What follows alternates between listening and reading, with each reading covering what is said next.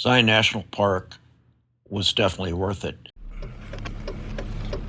Well, guys, you can see it's an absolutely beautiful day up here in Zion. Yeah, right. Anyway, it's pouring. If this doesn't improve pretty quick, I'm going to head back and pack up and use the time to get organized and get a good night's sleep. So far, Zion's been probably the biggest bust, mainly due to the crowds.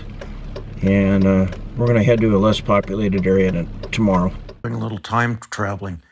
The intro clip is from the next day, and you'll catch the flavor of this. When you pray for the Lord to bless you and to lead you, that's very true of day 2. I was really appreciative of day 1 to really bless me with the ability to go to an alternate plan and have comfort about it. And that's why day 2 is a blessing, and the photography that I was able to experience, the solitude, and just really enjoying a beautiful place. And so day 2 was Caleb Terrace and exploring Fort Zion. Day 3 was backtracking on 15 to Caleb Canyon. Well worth it.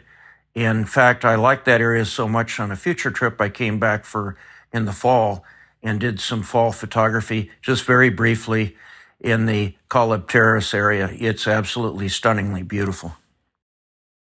I want to say that I failed planning on this trip. I thought that by staying in St. George, I would be plenty close to Zion National Park. But in this case, I highly recommend that you stay in Springdale or as close to the park entrance as you can.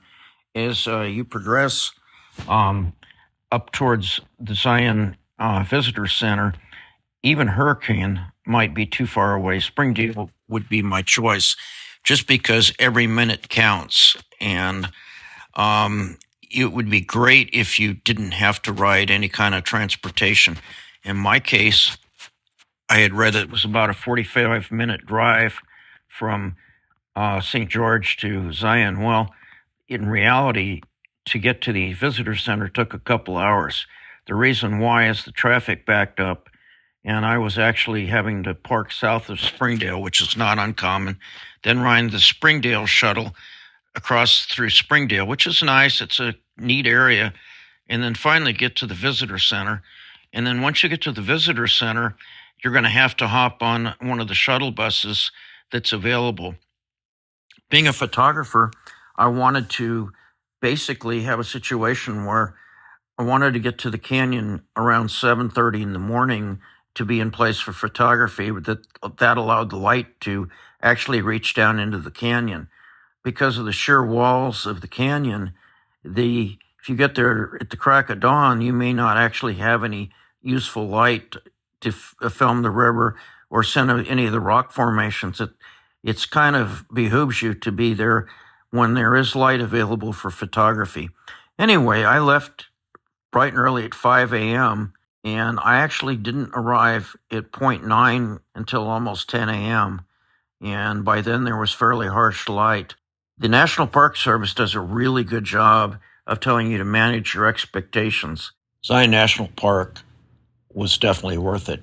It wasn't easy to get to, but one of the bucket list items that I got to do was the Riverside Walk. It's a 2.2-mile walk that is up near the Narrows. That's up in the north end of the canyon, and it's a beautiful walk, and it was worth it.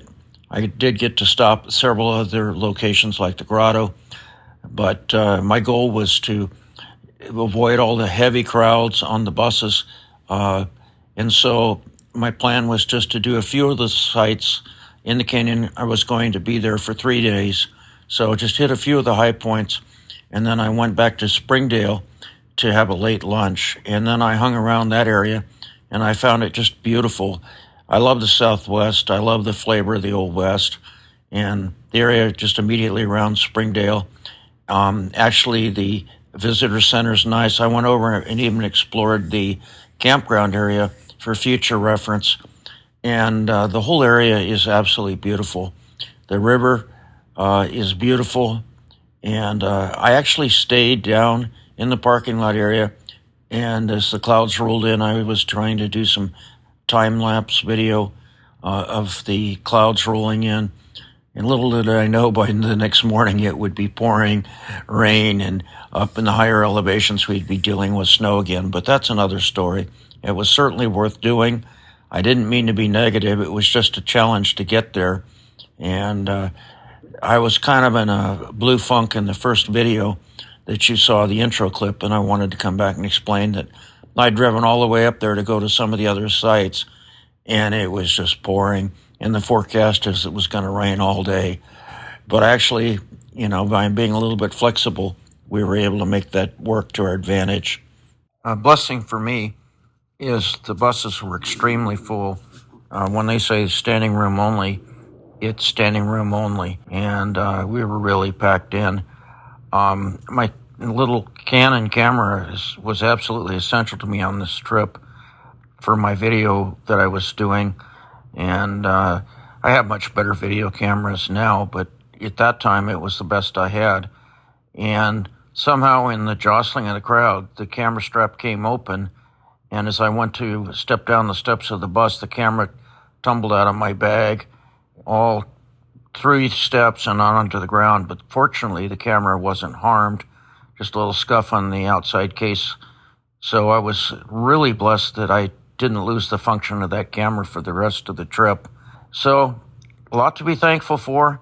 And then the next day starts out, as I said, dreary and rainy, but I made that an opportunity to see some things that I wouldn't have seen otherwise. I wouldn't say that I had all the guidance in that, but it just turned out to be a real blessing. And I highly recommend the Cullub Terrace and then also Cullub Canyon. And it may require a little backtracking, but for me, it was really pretty.